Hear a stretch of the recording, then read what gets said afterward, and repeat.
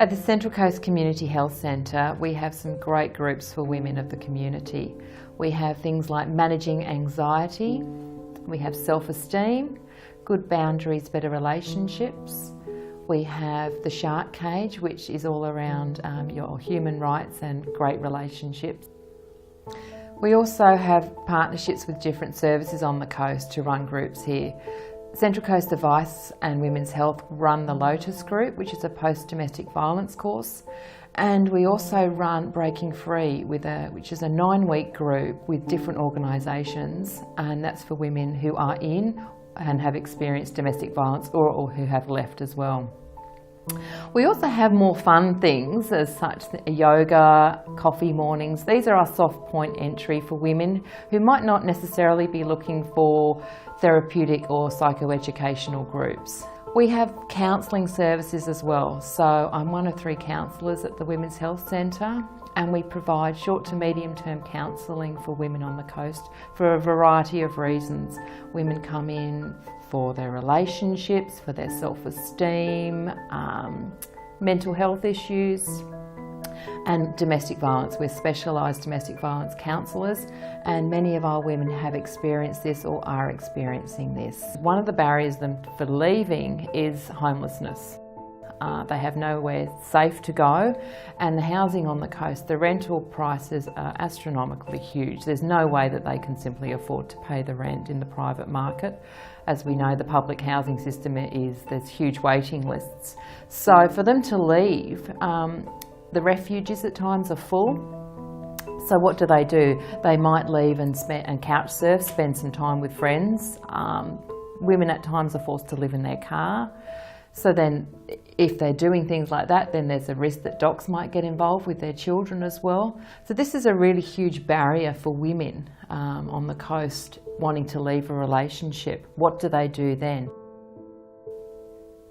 I think the greatest part about my work, what I love so much to do, is see women grow. Women can come to us, we have a conversation with them, and we help empower them to make healthy choices for themselves. So we kind of walk along next to them. We don't instruct them and tell them what to do, but we're just there with them, and we celebrate their choices and we reflect on them. But to see how their lives change direction, it's just amazing, and that's really rewarding. Central Coast Community Women's Health Centre is one of more than 20 women's health centres in New South Wales. Our official vision statement is that we are a feminist health centre of excellence, providing holistic health services to Central Coast women. Now what that means is that we provide a holistic service, so we have a women's health clinic here at our Wyoming Centre.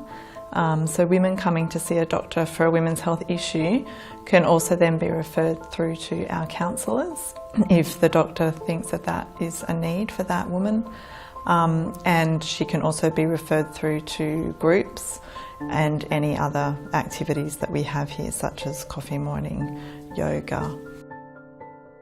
Our services aim to empower women, so we aim to not tell women what to do in their life, but provide a range of services that will help women to come out of a difficult time in their life that they may be experiencing, or to just provide a place for women to connect with other women. And that tends to be quite an issue on the Central Coast, where women may move with their families from Sydney, for example, where they have a greater support network, and they may feel isolated here on the Central Coast. So we are a place where women can come and use our services and also meet other women.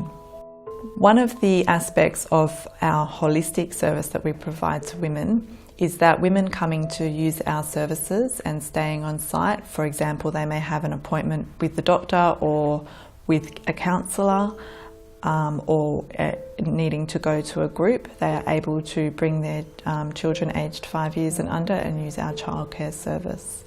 We have we provide a quality childcare service, so we have trained childcare workers who work in the service and provide a very good quality childcare service to children who may not have ever accessed childcare before and who may very well come from a disadvantaged background. So not only is it the women who are benefiting from our service, but it is their children as well.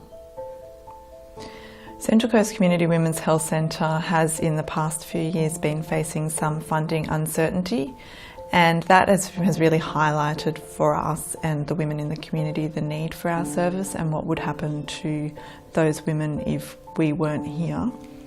Aside from facing that funding uncertainty, it is very clear that we would very much benefit from, and the community would very much benefit from, an enhanced service. So we have very limited funding. Our centre here at Wyoming is only open 4 days a week, only in business hours, and our 2 outreach centres are only open 3 days a week. So that means that the service that we provide to women is limited. It is a barrier. Many working women would like to be able to access our services, both doctors' clinic and counselling and groups. However, we only provide services within business hours. We also find that the need for counselling is very, very high. We have a long waiting list that can get up to 3 to 4 months wait for some women. And if we had more funding, we would be able to have more counsellors and be able to get through that waiting list and provide the services that women need at a better rate. I think I'd sat on for a long time the fact that I was in a DV relationship, and I don't know, it's really funny. It becomes almost like my secret, you know, and I was shameful of it.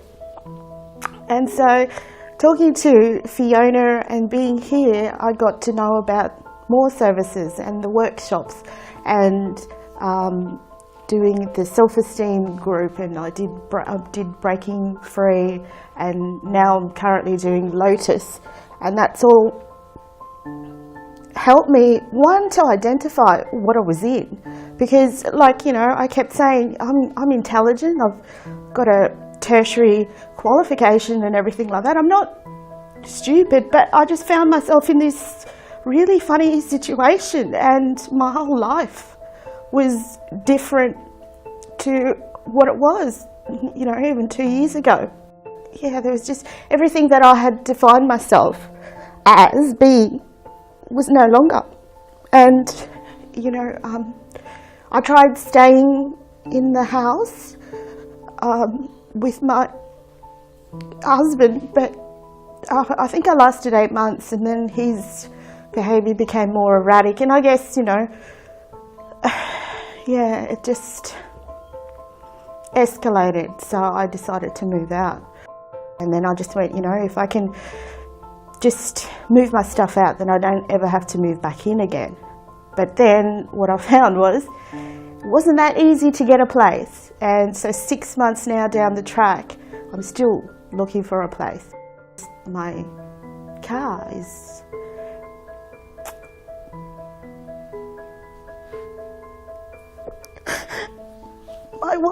my one constant. Not quite living out of a car, but my car is vital. When my 12-year-old says, I'm tired, can't I just have my bed, my stuff? That breaks my heart.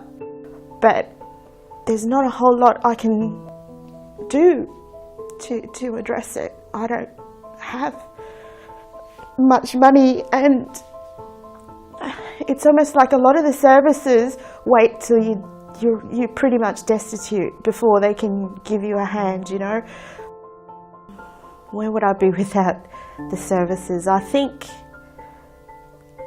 I wouldn't be sane, for one, I don't think, because last year I felt like I was just, the fog was enclosing me, and I was in a big hole and I couldn't get out. And it was coming here. It was coming here and talking to counsellors like Fiona and being part of a group of women who were going through the same exact thing, you know, different maybe flavours of it, but the same. They understood. When I spoke, heads nodded. When they spoke, I nodded, because I understood what they were going through, and that fellowship was vital.